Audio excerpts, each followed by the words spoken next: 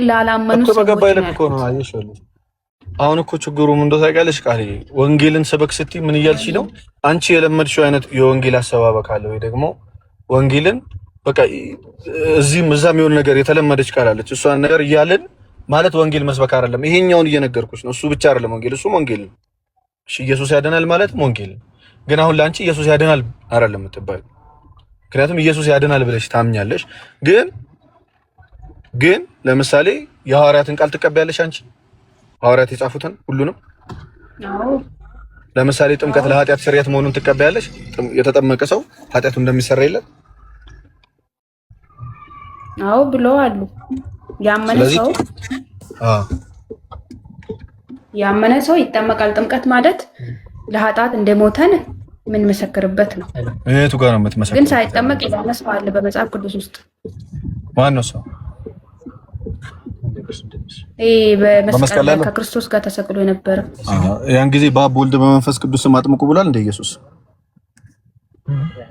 እንዴ አስተምሮ ነገሩን ጨርሶ እኮ ነው መስቀል ላይ ተሰቅሎ የነበረው አይደለም የሆነ የታሪክ ፍልሰት አለ አንቺ ቀደምም እንደዛ አልሽኝ በአብ ወልድ በመንፈስ ቅዱስ አጥምቁ ያለው ማቴዎስ ወንጌል መጨረሻው ክፍል ላይ ሄዳችሁ ለሐዋርያት እንደዛ አላቸው ከተነሳ በኋላ እሺ ምክንያቱም ክርስቶስ ደም ሳይፈስ ስርየት የለም ይባል የለም በአዲስ ኪዳን ከክርስቶስ ደም በፊት ደም ሳይፈስ ስርየት የለም ጥምቀት ደግሞ ይሄ በአብ ወልድ በመንፈስ ቅዱስ የምንጠመቀው ጥምቀት ከክርስቶስ ደም ጋር የተሰጠ ነው ገባሽ አይደለ የክርስቶስ ያለ ክርስቶስ ደም ይሰራ አይደለም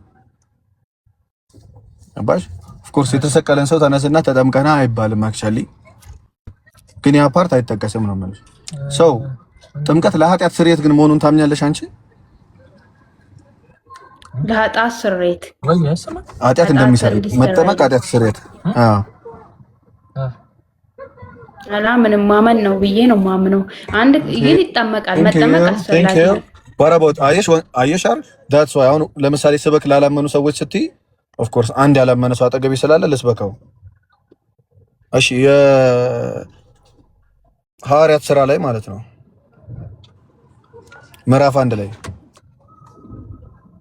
ምዕራፍ 1 ከቁጥር ቲንክ ምዕራፍ 1 ከቁጥር ኦኬ ከቲንክ 2 ላይ ነው ይቅርታ ወያ የታሽ ደርሻል በር ላይ 2 እሺ ከቁጥር 38 ላይ እንዲህ አለ ጴጥሮስም ንስሐ ግቡ ኃጢአታችሁ የሚሰረይ ዘንድ እያንዳንዳችሁ በኢየሱስ ክርስቶስ ስም ተጠመቁ የመንፈስ ቅዱስ ስጦታንም ትቀበላላችሁ አለ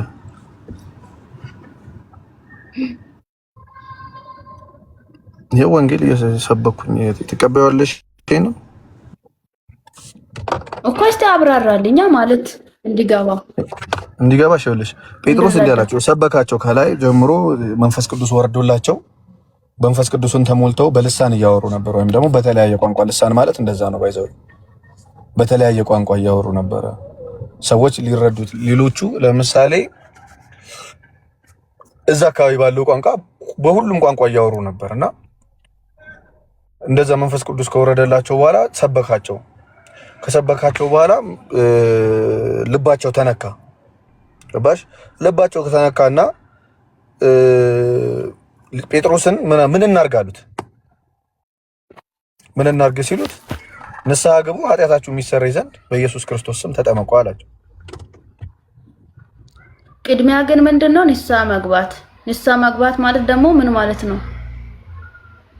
ማመን ንስሐ ያልገባስ አይጠመቅም አምነሽ ንስሐ መግባት ሰላጣትሽን ትናዘዣለሽ ማለት ነው የሚቀድመው ግን እምነት ነው አንዴ የሚቀድመው እምነት ነው ስለዚህ እኔም እኮ እንደዛ ነው ያልኩት ብዬ ካለኔ ግጭት የሚቀድመው እምነት ነው ግን ጥምቀት ለኃጢአት ስርየት ነው ማለት ነው ለኃጢአት ስርየት ስለዚህ አንድ ሰው አምኖ ካልተጠመቀ ኃጢአት አይሰራይለትም ማለት ነው አይደል አምነሽ ለምሳሌ አልጠመቅም ስታምኚ አየሽ ምን አይነት አስተማመን ነው ኢየሱስ ክርስቶስ ጥምቀት ለኃጢአት ስርየት ነው ብሎ በሐዋርያው በቅዱስ ጴጥሮስ በኩል ነግሮሽ አይ ቅዱስ ጴጥሮስን አላምነውም የኢየሱስ ክርስቶስን ቃል መጽሐፍ ቅዱስን አላምንም አልጠመቅም ካልሽ አዎ አትድኝ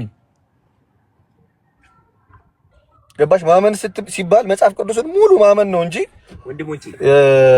የሆኑ ሰዎች ያሉትን ማመን አይደለም። ስለዚህ የጥምቀት ለኃጢአት ስርየት ይላል። ማመን ስትይ ይህንንም ጭምር ነው ማመን ያለብሽ። ያለበለዚያ አላመንሽም ማለት ነው። ሰው ግማሽ ነው ማለት ነው። ይዲናል ላይ ለምን ይሞታል? አምኖ እየሄደ ወደ ጥምቀት ቦታ እየሄደ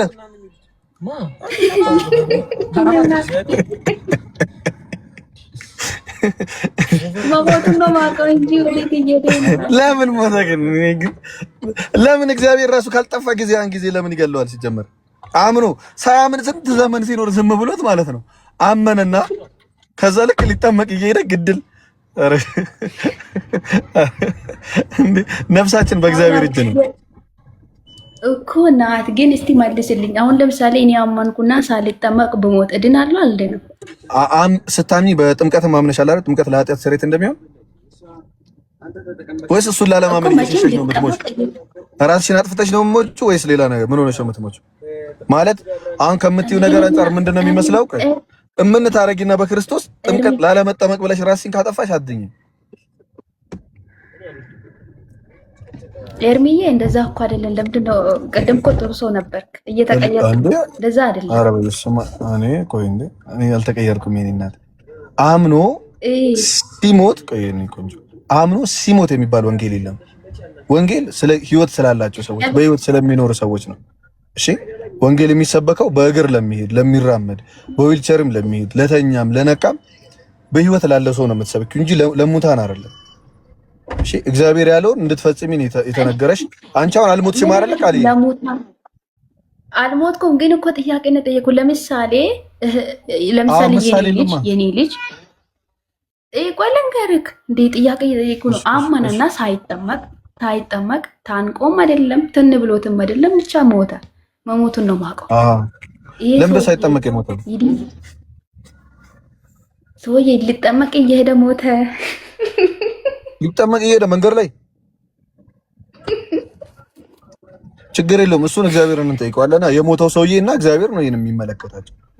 አሁን ወንጌል እንደዛ አልተሰበከም። አምናችሁ ልክ ለተጠመቁ ስትል ብትሞቱ ትድናላችሁ አትድኑምም ተብሎ አልተሰበከም ወንጌል። ምክንያቱም ወንጌል ለሚኖር ሰው ነው የምትሰብከው።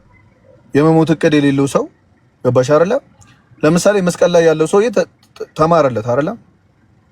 ዛሬ ከኔ ጋር በገነት ትኖራለህ አለው ገና ክርስቶስ ሳይሞት በፊት ማለት ነው። እሺ ይሄ የእግዚአብሔር ውሳኔ ነው። በሚሞቱ በጣም እንትን በሆኑ ለምሳሌ አንድ ሰው ጆሮ የለውም መስማት አይችልም ማየትም አይችልም አይደለ? አንቺ ያላመነ ሰው ይሞታል ብለሽ ነው የምታምኚው አይደል? ያላመነ ይፈረድበታል ብለሽ ነው የምታምኚው። ይሄ ሰው መስማት አይችልም ማየት አይችልም አልተማረም ወይ አይምሮ ዘገምተኛ ነው እንበል። ይሄን ሰው ይሞታል ወይስ ይድናል ካላመነ?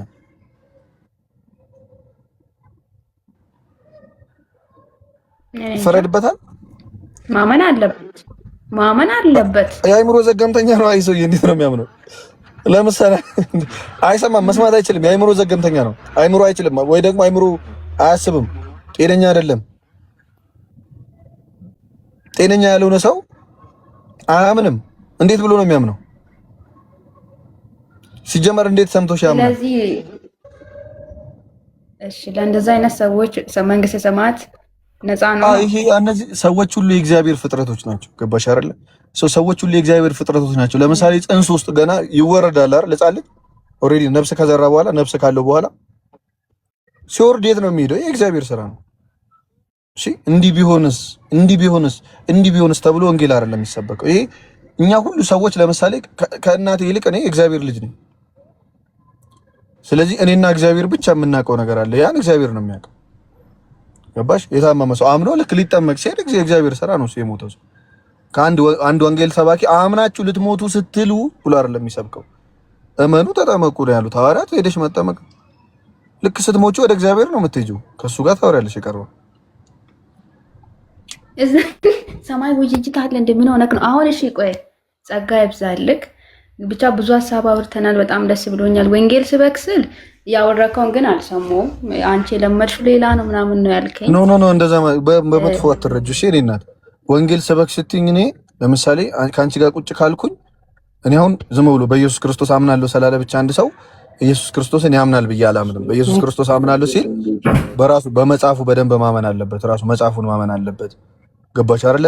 አረዳዱ ደግሞ ልክ እንደ ቤተክርስቲያን ነው መሆን ያለበት። መጽሐፍ ቅዱስን የሚረዳበት መንገድ፣ ድህነትን የሚረዳበት መንገድ እንደ ቤተክርስቲያን ልክ ኢየሱስ ክርስቶስ ሐዋርያት ደግሞ ለነሱ ደቀ መዝሙሮች እንዳስተማሩት ነው እንጂ መሆን ያለበት ድንገት ብድግ ብዬ ተገለጠልኝ እና ጻፍኩኝ ስላልኩኝ የሆነ ሰው መቀበል አለበት ብዬ አላም። ስለዚህ በዛ አረዳድ ውስጥ በዛ ትምህርት ውስጥ ያልተካተተ ሰው ተጠምቆ በዛች ቤተክርስቲያን ውስጥ ያልተቀላቀለ ሰው አንድ ያልሆነ ሰው ከክርስቶስ ጋር አንድ ያልሆነ ሰው እሱ ይደናል ብዬ አላምንም። እሺ እዛ ነው እንደዛ አልኩ እንጂ ከክፋት አንቺ መጥፎ አንቺ ክፉ ምናምን ያልኩሽ አይደለም። እኔም እንትንሽን የትኛውም እምነት ውስጥ ብትሆኚ ስለ እምነትሽ ለማውራት ነው፣ ለክፋት ነው ብዬ አላምንም። ገባሽ? ሰዎች ሙስሊምም ቢሆኑ ጴንጤም ቢሆኑ ኦርቶዶክስም ቢሆኑ አምነው እግዚአብሔርን እናምናለን የምናመልከውን አምላክ እንከተላለን ብለው እንጂ ፈጣሪን እንከዳለን ይሄ የፈጠረንን ፈጣሪ ቆይ እንሰራለት ብለው አይመስለኝም። አረ እንደዛ አይደለም።